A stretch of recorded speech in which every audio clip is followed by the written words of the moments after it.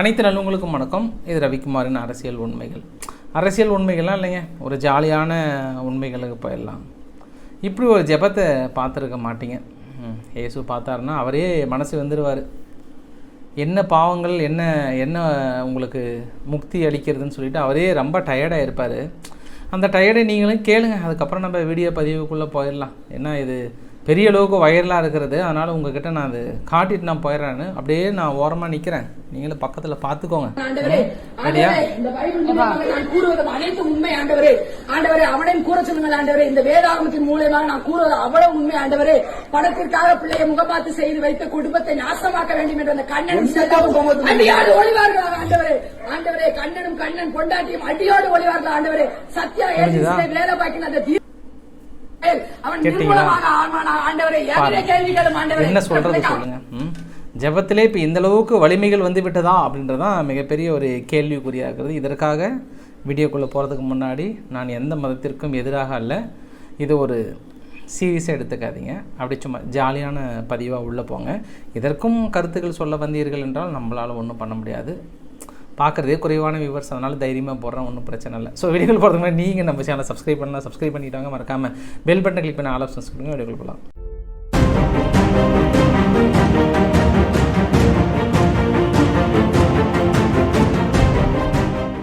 அவர்களுக்கெல்லாம் ஒரு தரமான ஒரு செய்தி ஒன்று சொல்லிடலாங்க. சிபிஎஸ்சி இனிமேட்டு வந்து ஓப்பன் புக் டெஸ்ட்டே வச்சிடலாமா அப்படின்னு யோசனை பண்ணிகிட்டு இருக்காங்களாம். அதாவது ட்ரையல் பேஸில் 9 முதல் 12ஆம் வகுப்பு வரை அறிவியலும் கணிதமும் முதல்ல நம்ம ட்ரை பண்ணலாமா அப்படின்னு ஒரு முடிவுக்கு வந்திருக்காங்களாம். இந்த ஓப்பன் புக்கு டெஸ்ட் மாதிரி கஷ்டம் வேறு எதுவுமே இல்லைங்க. நம்ம பாட்டு போனால் கூட கதையை ஏதோ ஒன்று எழுதிட்டு வந்துடலாம், 3 மணி நேரத்தில் முடிச்சிடலாம். புக்கை கொடுத்து டெஸ்ட் எழுதுனா 6 மணி நேரம் கொடுத்தா கூட நம்மளுக்கு பத்தாது. 12 மணி நேரம் கொடுக்கணும் பார்த்து எழுதி, அது அந்த கொஸ்டின் எந்த பேஜில் இருக்குதுன்னு கண்டுபிடிச்சி அதை நம்ம பிழை இல்லாமல் பக்கமாக எழுதுறதுக்கு கொஞ்சம் கஷ்டம்தான். இருந்தாலும் ஓப்பன் புக்கு டெஸ்ட்டாக அந்த கல்வி திறமை கொஞ்சம் கேள்விக்குறியாக இருக்கும். இருந்தாலும் உங்களிடமிருந்து கருத்துக்கள் எதிர்பார்க்கப்படுகிறது. இன்று தமிழக சட்டசபையில் வேறு பயங்கரமாக நடந்துகிட்ருக்கு. அதில் வானதி சீனிவாசன் அவர்கள் கூட அந்த மதுரையில் எப்போ நீங்கள் நூலகம் அமைக்க போகிறீங்க அப்படின்னு கேட்கப்பட்டதற்கு தமிழக முதல்வர் அவர்கள் எய்ம்ஸ் மருத்துவமனை மாதிரி நாங்கள் செங்கலை மட்டும் வச்சுட்டுலாம் போக மாட்டோங்க, நிச்சயமாக கட்டி முடிப்போம், சொல்கிறது தான் செய்வோம், சொல்கிறத மட்டும்தான் செய்யும் இந்த அரசு அப்படின்னு சொல்லியிருக்கிறாங்க. சட்டப்பேரவையில் ஒரே பயங்கரமான பலத்த கரகோஷம் எழுப்பியது. சரி, அந்த விஷயத்தெல்லாம் பார்த்துட்டு ஏடிஎம்கே என்ன பண்ணிட்டாங்க, ஒரே டென்ஷன் ஆகிட்டாங்க. வானதி சீனிவாசனம்னா நான் பிஜேபி எம்எல்ஏ அவர்களை சொன்னேன். நான் அதுக்கு முன்னாடி வெறும் வானதி சீனிவாசன் யாருன்னு அவங்களை குறிப்பில்லை இல்லையா. ஸோ அடுத்து ஏடிஎம்கே எதிர்க்கட்சி தலைவர் எடப்பாடி பழனிசாமி அவர்கள் என்ன சொல்லிட்டாருன்னா, அவர் வெளிநடப்பு செஞ்சிட்டார். நான் எதுக்காக வெளிநடப்பு செஞ்சேன் அப்படின்னா, அதாவது காவேரி மேலாண்மை மேகதாது அணையை பற்றி காவேரி ஆணையம் விவாதிக்கிறாங்க. அப்படி விவாதிக்கும் போது தமிழக அதிகாரிகள் ஒரு சின்ன எதிர்ப்பு கூட தெரிவிக்கலைங்க. அவங்க ஏங்க வெளிநடப்பு செய்யலை? சரி, அதை விடுங்க. மேகதாது அணை கட்டுறதற்கு கர்நாடகாவில் நிதியை ஒதுக்கிட்டாங்க. ஆனால் நிதியை ஒதுக்கிறது இல்லாமல் அங்கே நீர்வளத்துறை அமைச்சர் அவங்கள போய் பர்டிகுலராக பார்த்து பேசுகிறாங்க. என்னன்னு கூட அதை பற்றி சட்டமன்றத்தில் விவாதிக்கலான்னா ஒரு வார்த்தை கூட விவாதம் பண்ண வரமாட்டேன்றாங்க. என்னங்க அர்த்தம்னு கேட்குறாங்க. அதாவது இவங்க திமுக அவங்க காங்கிரஸும் கூட்டணியாக இருந்தால் இது பேச மாட்டாங்களா? இதை நாங்கள் வன்மையாக கண்டிக்கிறோம் அப்படின்னு சொல்லியிருக்காங்க. இது பேசும்போது இன்னொரு விஷயமும் நடந்து போச்சுங்க. என்னென்னா, வாரிசு அரசியலை பற்றி 2 நாளாக பெரிய பேசு பொருளாக்குறது. ஏன்னா நீங்கள் திமுகவை, அதாவது ஏடிஎம்கேவை பார்த்து திமுகவை குற்றம் சொல்கிறீங்க, வாரிசே அரசியல்னு. இப்போ ஜெயக்குமார் அவர்கள் அவங்க பையனுக்கு சீட்டு கேட்டிருக்கிறாரமே, இதெல்லாம் வாரிசு அரசியல் இல்லையா அப்படின்னும்போது, வாரிசு அரசியல் அப்படின்னா தன்னுடைய சொந்த பையனுக்கு நானே கையெழுத்து போகிறேன் பற்றியா, அதுதாங்க வாரிசு அரசியல். அதே வேறு யாரோ ஒருத்தர் கையெழுத்து போட்டாங்கன்னா அது வாரிசு அரசியல் இல்லை. இப்போ எங்கள் பையனுக்கு புரட்சி தலைவி இதய தெய்வம் அம்மா அவர்கள் கையெழுத்து போட்டாங்க. ஆனால் ஸ்டாலின் அவர்களுக்கு அப்படி இல்லையே, அவங்க பையனுக்கு அவர் தானே கையெழுத்து போகிறாரு அப்படின்னு ஒரு கேள்வி கேட்குறாரு. சரி, இவர் தான் அப்படின்னா எடப்பாடி அவர்கள் என்ன சொல்லிட்டாருன்னா, வாரிசு அரசியல்னால் உயர் பதவிகளில் உட்கார வைக்கிறது. இப்போ கட்சி தலைவர் யார்? திரும்பி அவர் போனதுக்கப்புறம் யார் வராங்க? அவங்க போனதுக்கப்புறம் யார் வராங்க? இது மாதிரி பேரன், அடுத்த பேரன், பிறக்காத பேரன் வரைக்கும் அந்த தலைவர் பதியை ஃபிக்ஸ் பண்ணி வச்சுருக்காங்க இல்லையா. அந்த மாதிரி இல்லைங்க, அது இல்லைங்க வாரிசு, இதெல்லாம் வாரிசு அரசியல் கிடையாதுங்க அப்படின்னு ஒரு விளக்கத்தை கொடுத்துட்டாரு. இந்த விளக்கத்தை நீங்கள் கண்டுபிடிச்சிருப்பீங்க. சரி, அது அவங்களுக்குரிய விளக்கம். இதோடு சேர்த்து பிரசாந்த் கிஷோர் அவர்களை தினத்தந்தி டிவி சேனலில் என்ன பண்ணியிருக்காங்க, ஒரு பேட்டி ஒன்று எடுக்கும்போது இபிஎஸை பற்றி ஒரு வார்த்தை கேட்டிருக்காங்க. இபிஎஸ்லாம் சாதாரண ஆள் இல்லைங்க, one of the bold man. அவரெல்லாம் சாதாரணமாக எடை போட்டாங்கன்னா அது அவங்களோட தப்பு. அது எந்த நேரத்தில் எப்படி ஓட்டு வாங்குன்றதுக்கு மனுஷன் அப்படி பிரித்து மேய்ஞ்சிட்டு வரான் தமிழக மக்கள்கிட்ட. அவர்கிட்ட வேறு லெவல் டேலண்ட் இருக்குன்ற மாதிரியே பெருசாக புகழ்ந்துருந்தாங்க. அதையும் குறிப்பிட்டு போட்டிருந்தாங்க. சரி, இதில் விஜய் அவர்களை பற்றியும் குறிப்பிட்டிருந்தாங்க. என்னென்னா, விஜய்க்கு ஆலோசகராக நான் மாட்டேன் அப்படின்ற மாதிரி மொட்டையாக போட்டாங்க தந்தி டிவியில். ஆக்சுவலாக என்னென்னா, விஜய் விரும்பி கேட்டாலும் முழுநேர அரசியல் ஆலோசகராலாம் மாட்டேன் அப்படின்னு சொல்லியிருக்கிறார். ஏன் எதுக்காக சொன்னார் அப்படின்னா, நான் இப்போ அந்த அரசியல் ஆலோசகர் இந்த இதெல்லாம் நான் சுத்தமாக விலகிட்டுங்க அதிலிருந்து. அதனால என்ன திருப்பி பழையபடி போகலாம், நான் ஒர்க்லாம் பண்ண மாட்டேன். இல்லை மீறி யாராவது கேட்டாங்கன்னா பார்ட் டைமாக அப்பப்போ போய் நான் சொல்கிறதுக்கு வாய்ப்பு இருக்குது. இப்படி சொன்ன ஒரு பதிலை இவங்க எப்படி தனக்கு சாதகமாக போட்டுக்கிட்டாங்களா இல்லை எப்படின்னு தெரியல, இப்படி ஒரு பதிலை போட்டாங்க. பெரிய விவாத பொருளாக இருந்தது. இந்த ஸ்டெர்லைட் ஆலையை தொடங்கலாமா வேண்டாமா அப்படின்னு ஒரு குழு ஒன்று அமைங்கன்னு சொல்லிட்டு உச்சநீதிமன்றம் சொன்னாங்க இல்லையா. அதற்கு தமிழக அரசு சார்பாக ரொம்ப தெளிவாக சொல்லிட்டாங்க, தமிழ்நாடு ஒன்றும் குப்பை கிடங்கு அல்ல. ஸ்டெர்லைட் ஆலையை இயங்க தூத்துக்குடி பொருத்தமான இடமில்லை. ஆலையை தொடர்ந்து இயக்க அனுமதித்தால் மீட்க முடியாத சுற்றுச்சூழல் பாதிப்பு ஏற்படும். எனவே முன்னெச்சரிக்கை நடவடிக்கையாக ஆலைக்கு தமிழ்நாடு அரசு சீல் வைத்துள்ளது. ஆலையை திறக்க அனுமதித்தால் உள்நாட்டில் தேவையை பூர்த்தி செய்யாமல் ஏற்றுமதிக்கு வழிவகுக்கும், மாசு ஏற்படுத்தும் என்று ஒரு அறிவிப்பு கொடுத்து என்ன வேறு ஸ்டேட்டில் வச்சுக்கோங்க, எங்கள் ஸ்டேட்டில் முடியாது அப்படின்னு சொல்லிட்டாங்க. இனிமேல் நம்மளுக்கு ஒரே ஒரு ஹாப்பியான நியூஸ் என்ன தெரியுங்களா, டாக்டர்ஸ்லாம் இருக்காங்கல்ல, எல்லாருமே இந்த கையெழுத்து கோழிக்கு இருக்கிற கையெழுத்தில் எழுதக்கூடாதான், தெளிவான கேபிட்டல் லெட்டரில் எழுதி தான் மருந்தே கொடுக்கணுமா, இல்லைனா அவர்கள் மீது நடவடிக்கை எடுக்கப்படுன்னு சொல்லியிருக்கிறாங்க. ஏன்னா நம்மளுக்கு புரியலனா கூட பரவாயில்லைங்க, மருந்து கொடுக்குறவங்களும் என்ன பண்ணுறாங்க, புரியாமல் சம்டைம் மாற்றி கீத்தி கொடுத்துட்டாங்கன்னா என்ன பண்ணுறது, நம்மளாம் முழங்குறோம், நம்மளால டெஸ்டிங் எடுக்கிறாங்க. அதனால் கொஞ்சம் பார்த்து கேர்ஃபுல்லாக எழுதி கொடுங்க அப்படின்னு சொல்லியிருக்காங்க. தேசிய அரசியல் அப்படின்னு போகும்போது காங்கிரஸ் வலுப்பெற்றிருக்கிறது, இந்தியா கூட்டணி வலுப்பெற்றிருக்கிறது அப்படின்னு சொன்னாங்க. ஒரு வழியாக இந்த சத்தீஸ்கர் கொஞ்சம் தில்லுமுள்ளு நடந்துச்சு இல்லையா, அந்த தில்லுமுள்ளுக்கு அப்புறம் பிஜேபிக்கு ஆதரவாக இருந்த அந்த அரசு அலுவலர் மீது கிரிமினல் நடவடிக்கை எடுங்க அப்படின்னு சொல்லிட்டு அங்கே இருக்கக்கூடிய உயர்நீதிமன்றம் இப்படி ஒரு கேஸை கொடுத்த உடனே அந்த ஒரு சம்பவம் என்ன ஆகி போச்சு அப்படின்னா, சத்தீஸ்கரில் ஆம் ஆத்மி காங்கிரஸ்லாம் ஒரு ஒற்றுமை அப்படியே கொஞ்சம் லைட்டாக அதுக்கு முன்னாடி கூட்டணி சேரலாமா வேண்டாமா, இல்லை உங்களுக்கு எத்தனை சீட்டு எனக்கு எத்தனை சீட்டுன்னு சொல்லிட்டு பஞ்சாபில் பேசியிருந்தவங்க திடீர்னு அப்படியே ரொம்ப க்ளோஸ் ஃப்ரெண்ட்ஸ் ஆகிட்டாங்க. இதனால் டக்குன்னு பேசி முடிச்சிட்டாங்க. அப்போ டெல்லியில் என்ன பண்ணுறாங்க, 7 சீட்டா நாங்கள் காங்கிரஸ் ஒரு 3 சீட் வாங்கிக்கோ, நாங்கள் ஒரு 4 சீட்டா, அப்படியே கீழே ஹரியானா ஒரு 10 சீட் இருக்கான், காங்கிரஸ் நீங்கள் ஒரு 9 போட்டிடுங்க, ஆம் ஆத்மி ஒரு 1 போட்டிடலாம் அப்படின்ட்டாங்களா. குஜராத்தில் எத்தனை சீட்டு, 26 வாங்க காங்கிரஸ் நீங்கள் வாங்க, உங்களுக்கு ஒரு 24, ஆம் ஆத்மி பார்ட்டி உங்களுக்கு ஒரு 2, அடுத்து கோவால் 2 இருக்கா, எதுக்கு 9, காங்கிரஸே 2 வச்சுக்கிட்டோம் ஒன்றும் பிரச்சனை இல்லை அப்படின்ட்டாங்களாம். மீதி பஞ்சாபில் மட்டும் தான் ஒன்று பேசு பொருளாகிறதான், சண்டிகரில் மேபி ஒன்று கொடுக்கலாமன்ற மாதிரி பேசிக்கிறாங்களாம். இந்த மாதிரி காங்கிரஸ் தனது திறமைகளை பயன்படுத்தி ஆங்காங்கே கூட்டணிகளை வழிபட்டு கொண்டிருக்கிறது. இனி இந்தியா கூட்டணிக்கு மிகப்பெரிய பலம், என்டிஏ கூட்டணிக்கு சமட்டி அடி, சாதாரண அடியில் சமட்டி அடி அப்படின்னு சொல்லியிருக்கிறாங்க. ஏன்னா இது காங்கிரஸும் ஆம் ஆத்மியும் கொஞ்சம் சேர்ந்துச்சு அப்படின்னா பெரிய பலம் அப்படின்லாம் சொல்லியிருக்காங்க. ஸோ இந்த பலம் இந்தியா கூட்டணிக்கு வெகு விரைவில் மிகப்பெரிய பலத்தை ஏற்படுத்துன்னு சொல்லியிருக்காங்க. ஸோ பார்க்கலாம். ஏன்னா பெருசாக உடையமெல்லாம் எதிர்பார்த்தாங்க, நடக்கலை. இப்போ என்னென்னா இந்தியா கூட்டணியில் காங்கிரஸ் தனது இடங்களை விட்டு கொடுத்தாவது வலுப்பெற வேண்டும் அப்படின்னு சொல்லியிருக்கிறாங்க. ஆந்திர பிரதேச அரசியலில் தங்கச்சிக்கும் அண்ணாவுக்கும் மிகப்பெரிய ஒரு பிரச்சனை. ஜெகன்மோகன் ரெட்டி ஆட்சி அமைக்கிறாரில் அவரோட தங்கச்சி தான் ஒய்எஸ் ஷர்மிளா. சமீபத்தில் என்ன பண்ணாங்க, ஒரு கட்சியை தொடங்கினாங்க. சரி இவங்க ஆந்திராவில் தெலுங்கானாவில் தான் போய் வைக்கிறாங்க அப்படின்ற மாதிரி பார்த்தா, தெலுங்கானாவில் இல்லாமல் ஆந்திராவிலையும் கான்சென்ட்ரேட் பண்ண ஆரம்பித்தாங்க. இது அண்ணனுக்கு கொஞ்சம் கஷ்டமாக போச்சு. அதுவும் இல்லாமல் என்ன பண்ணிட்டாங்க, திடீர்னு கட்சியை கழிச்சிட்டு கொண்டு போய் காங்கிரஸில் சேர்த்துட்டாங்க. அப்போ அவனுடைய கோரிக்கையை நான் நிறைவேற்ற போகிற மாதிரி. சரி அங்கே தான் போனாங்களே, திடீர்னு பார்த்தா அண்ணனை எதிர்த்து இங்கே செக்ரட்டரியேட் எதிர்த்து நான் போராட்டம் பண்ண போகிறேன், செக்ரட்டரியேட் நோக்கி போகிறேன்னு சொன்னாங்க. நேற்று இரவே கைது பண்ணுற மாதிரி இருந்தாங்க. சரி என்ன பண்ணிட்டாங்க, ஆஃபீஸை விட்டு வெளியே வராமே இருந்தாங்க.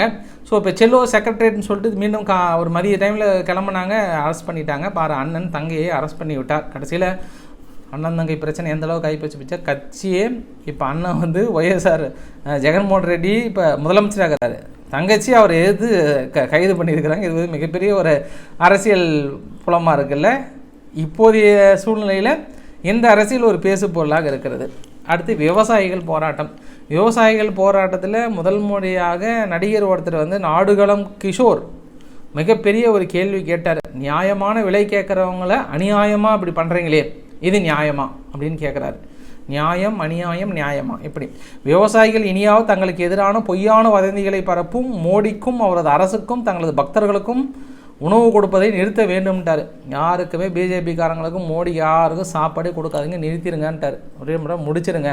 இந்த நன்றி கெட்ட மக்களுக்கு மட்டுமல்ல, தங்கள் மீது கண்ணீர் புகை கொண்டு வீசிய காவல்துறையினருக்கும் தொடர்ந்து உணவளிக்காதீர்கள் என்ற அளவுக்கு வந்து மிக காட்டமான ஒரு பதிலை சொல்லியிருக்கிறாரு. என்னன்னு தெரியலையே, எந்த ஏரியாவில் ஏதாவது சீட் எதிர்பார்க்குறாரா, நிஜமாவே அடுத்து அரசியல் தொடங்க போகிறாரான்னு தெரியல. நார்மலாகவே நடிகர்கள் அவ்வளோ சீக்கிரம் வந்து கருத்துக்கள் தெரிவிக்க மாட்டாங்க. பட் ஏன்னா இப்போதைக்கு இந்த இதை பொறுத்த வரைக்கும் யாருமே கருத்து தெரிவிக்கலை. இப்படியும் விஜய் அவர்கள் கூட அரசியல் நான் வந்து தொடங்க போகிற அளவுக்குலாம் சொன்னார்ல, அவர் கூட இன்னும் எந்த கருத்துமே தெரிவிக்காமல் இருக்கிறாரு. திடீர்னு ஓடோடி வந்து பயங்கரமாக தெரிவிச்சிருக்கிறாரு. விவசாயிகள் என்ன பண்ணியிருக்காங்க, ஒரு 2 நாள் கேப் உடனே இருக்கிறாங்க. ஏன்னா இன்று ஒருவர் வந்து இறந்து போயிட்டாங்க. காவல்துறை தாக்கி இறந்ததாக சொல்லப்படுகிறது. காவல்துறை சார்பாக 3 காவலர்கள் படுகாயம் அடைந்திருப்பதாக சொல்லப்படுகிறது. ஒருவர் வந்து ரொம்ப உயிருக்கு ஆபத்தான நிலையில் இருப்பதாக சொல்லப்படுகிறது. ஸோ காவலர்கள் மீது மரண தாக்குதல் நடத்தியிருக்கிறார்கள் அப்படின்னு இந்த பக்கம் குற்றச்சாட்டு. இவங்க அவர்கள் மீது கண்ணீர் புகை கொண்டு வீசியிருக்கிறார்கள் என்ற மாதிரி நிறைய வீடியோ பதிவுலாம் நிறையா வந்திருந்தது. அதனால் எங்கள் மீது அரசு தொடர்ந்து கண்ணீர் புகை கொண்டு வீசுறதுனால நாங்கள் ஒரு 2 நாள் ரெஸ்ட் விடலான்ருக்கிறோம், 2 நாளுக்கு அப்புறம் நாங்கள் வரப்போகிறோம், ஆனால் இதுக்கப்புறம் பேச்சுவார்த்தை கூட கிடையாது மத்திய அரசிடம் அப்படின்னு சொல்லியிருக்கிறாங்க. மத்திய அரசு தொடர்ந்து ரொம்ப ஸ்ட்ராங்காக இருக்கிறாங்க. இல்லை விவசாயிகளே ரொம்ப கொஞ்சம் பேர் தான் இருக்கிறாங்க, இல்லை காலிஸ்தான் பிரிவினைவாதிகள்லாம் நிறைய பேர் இருக்கிறாங்கன்ற ஒரு குற்றச்சாட்டை தொடர்ந்து சொல்லிகிட்டே இருக்கிறாங்க. அதுக்கான வீடியோ பதிவுகள் ஒரு சில பதிவுகள் தொடர்ந்து, அதாவது அவங்க சார்ந்த ஊடகங்கள் ஒரு சில இது வெளியிட்டு தான் இருக்கிறாங்க. எக்ஸ் தளம் என்ன பண்ணிட்டாங்க, இந்த மாதிரி இந்தியாவில் ஒரு சில பதிவுகள் அபராதம், சிறை தண்டனை உள்ளிட்ட சாத்தியமான தண்டனைக்குரிய ஒரு சில பதிவுகள்லாம் நீக்கணுன்றாங்க. ஆனால் எங்களுக்கு துளி கூட விருப்பமே கிடையாது நீக்கணுன்ட்டு. ஆனால் அரசு கேட்டுக்கொண்டதன் அடிப்படையில் ஃபஸ்ட்டு நாங்கள் பேச்சு சுதந்திரம் இருக்கணும்னு தான் இருப்பட்டோம். ஆனால் நீக்க சொல்கிறதுனால எங்களுக்கு உடன்பாடு இல்லை, இருந்தாலும் நாங்கள் நீக்கிறோம் அப்படின்ற மாதிரியான பதிவுகளை சொல்லியிருக்காங்க. இது பேச்சு சுதந்திரத்திற்கு மிகப்பெரிய ஒரு கேள்விக்குறி அப்படின்னு எக்ஸலம் சொல்லியிருக்காங்க. சிபிஐ சத்யபால் மாலிக் அவர்கள் வீட்டில், ஜம்மு அண்ட் காஷ்மீர், இவர் தான் வந்து முன்னாள் கவர்னராக இருந்தார். முன்னாள் கவர்னர் அப்படின்னா புல்வாமா தாக்குதலில் மத்திய அரசு போதிய அளவுக்கு ஹெலிகாப்டரோ வேறு ஏதாவது கொடுத்துருந்தா இந்த தாக்குதல் நம்ம வீரர்கள் இந்த அளவுக்கு இறந்திருக்க மாட்டோம் அப்படின்னு பெரிய ஒரு குற்றச்சாட்டை மோடி அரசு மீது தெளிச்சனார். அவர் நான் கவர்னராக இருக்கும்போது நான் கேட்டேன், அவங்க மறுக்கலன்ற மாதிரிலாம் சொன்னார்ல. அது இல்லாமல் இடையில பெரிய குற்றச்சாட்டு சொல்லிகிட்டே இருந்தார். இன்றைக்கி சிபிஐ மிகப்பெரிய அளவுக்கு ரைட் பண்ணுறாங்க. 2200 கோடி ஊழல் வழக்கில் இவர் சம்மந்தப்பட்டிருக்கிறார் அப்படின்னு சொல்கிறாங்க. ஆனால் அவர் என்ன சொல்கிறாருன்னா, சத்யபால் மாலிக் அவர்கள், ஏங்க நானே 3 நாள் நல்லா உடம்பு சரியில்லாமல் ஹாஸ்பிட்டல் போய்ட்டு இரும்பி பேசிட்டுருக்கிறார். அவர் அப்படி இரும்பி பேசினவர்கிட்ட நானே ரெஸ்ட்டில் இருக்கும்போது என்கிட்ட என்னங்க பேட்டி எடுக்கிறீங்க, போயிட்டு அப்புறம் வாங்க அப்படின்ற மாதிரி அவர் ஒதுங்கிக்கிட்டார். இருந்தாலும் இது ஒரு பழிவாங்கல் நடவடிக்கை, இதை நான் வந்து வெற்றி கொண்டே தீருவேன் அப்படின்னு சொல்லியிருக்காங்க. வெஸ்ட் பெங்காலில் இருக்கக்கூடிய ஒரு ஜூவுக்கு வந்த சோதனை. அங்கே என்ன அப்படின்னா, சீதா என்ற பெண் புலியையும் அக்பர் என்ற ஆண் புலியும் ஒரே ஜூவில் ஒன்றா இணைச்சிருக்கிறாங்க. இது வந்து விஸ்வ இந்து பரிஷத் வந்து ஒரு கேஸை போடுது. எப்படிங்க நீங்கள் இணைக்கலாம், இல்லை என்ன நினைக்கிறீங்க நீங்கள், சீதா என்றது யார், அக்பர் என்றது யார், எப்படிங்க இணைக்கலாம் அப்படின்னு ஒரு கேஸை போட்டவுடனே அதுக்கு வெஸ்ட் பெங்கால் அரசு என்ன சொல்லிட்டாங்கன்னா, ஐயா அந்த பேர் வச்சது நாங்கள் இல்லை, இதுக்கு முன்னாடி வேறு ஒரு திரிபுராவிலேருந்து வந்தது, திரிபுரா அரசாங்கம் பேரை வச்சுட்டாங்க, சரி போனால் போது நாங்கள் கொண்டு வந்து இங்கே உள்ளே விட்டா இப்படி ஒரு சம்பவம் வரும்னு எங்களுக்கு என்னங்க தெரியுங்க ஐயா, அதனால் நாங்கள் என்ன பண்ணுறோங்க, பேரை மாற்றிடுறோங்க, சீதாவும் வேணாம் அக்பரும் வேணாம், ராமசாமி கோவிந்தசாமின்னு ஏதோ ஒரு சாமி பேரை வச்சிடலாமான் இருக்கிற மாதிரி வெஸ்ட் பெங்கால் இப்படி ஒன்று கொடுத்துட்டாங்க. பெரிய பப்பி சேம போயிருக்கும். இப்போ புலிக்கு என்னடாது நம்மளை பேர் வச்சு பிரிச்சுட்டாங்களே அப்படின்னு இந்த இடத்துல. சரி, நம்ம இன்னொரு மிகப்பெரிய ஒரு நியூஸ் ஒன்று போயிடலாம். இதே வெஸ்ட் பெங்காலில் ஒரு காப்பில் ஒரு ஜேர்னலிஸ்ட் ஒருத்தரை வந்து கைது பண்ணாங்க வெஸ்ட் பெங்கால் போலீஸு. குறிப்பாக ரிப்பப்ளிக்கன் பெங்காலினுடைய ஜேர்னலிஸ்ட் ஒருத்தரை கைது பண்ணாங்க. இன்றைக்கி கோர்ட்டுக்கு ஜாமீன் வாங்கிறதுக்காக அப்ளை பண்ணாங்க. அப்படி ஜாமீன் வாங்க அப்ளை பண்ணும்போது கொல்கத்தானுடைய உயர்நீதிமன்றம் ஒரு குற்றவாளியை பிடிக்க துப்பு இல்லை உங்களுக்கு, இப்படியே கேட்டாராம், குற்றவாளி பிடிக்க துப்பு இல்லை போலீஸ்காரங்களுக்கு, ஜேர்னலிஸ்ட் போனவங்கள நீ கைது பண்ணுவீங்களா, அந்த குற்றவாளியை அந்த சதீஷ் காலினுடைய குற்றவாளியை கைது பண்ணுங்கன்னு எத்தனை நாள் கண்ணுக்கு நேரம் அப்படி போகிறாரு வராரு, அவர் பிடிக்க முடியல, போங்க போய் ஆகிற வேலையை பாருங்கள், அவருக்கு மேலே ஜாமீன் கொடுங்க, போங்க அப்படின்னு ரொம்ப டென்ஷனாக சொல்லிட்டாராம். இது வெஸ்ட் பெங்காலில் நடந்த நிகழ்வு. ஸோ தொடர்ந்து அங்கே வெஸ்ட் பெங்கால் பொறுத்த வரைக்கும் பிரச்சனை பெரிய அளவுக்கு போயிட்டே தான் இருக்கிறது. மம்தா பானர்ஜிக்கு எதிராக ஒரு பெரிய கிராமம் திரண்டு கொண்டு பெண்கள் போராட்டம் செய்து கொண்டு தான் இருக்கிறார்கள். ஃபைனலாக நிறைவு பகுதியில் 23 ஜனவரி அப்போ நம்ம இந்தியானுடைய பெண் குறிப்பாக ஜான்வி கவுந்தாலா அப்படின்ற ஒரு பெண் வந்து ஆந்திராவை சேர்ந்தவங்க, அமெரிக்காவில் படித்தாங்க.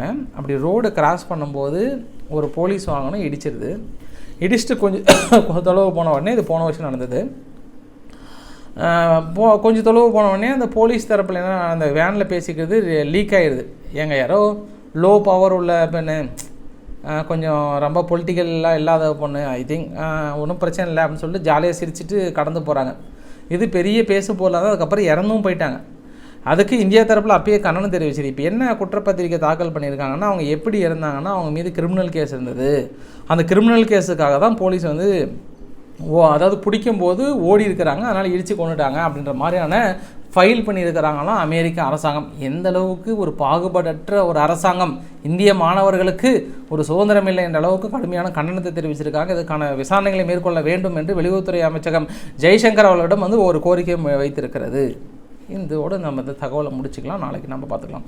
ஸோ பிடிச்சிருந்தால் லைக் பண்ணுங்கள், ஃப்ரெண்ட்ஸுக்கு ஷேர் பண்ணுங்கள், சப்ஸ்கிரைப் பண்ணுங்கள். ரவிக்குமாரின் அரசியல் உண்மைகள். இனிமேட்டு அரசியல் உண்மைகள்லாம் இல்லை, பொதுவான உண்மைகளை எடுத்து பேசலாம். இல்லை, எனக்கு ரொம்ப போர் அடிக்குது. நன்றி, வணக்கம்.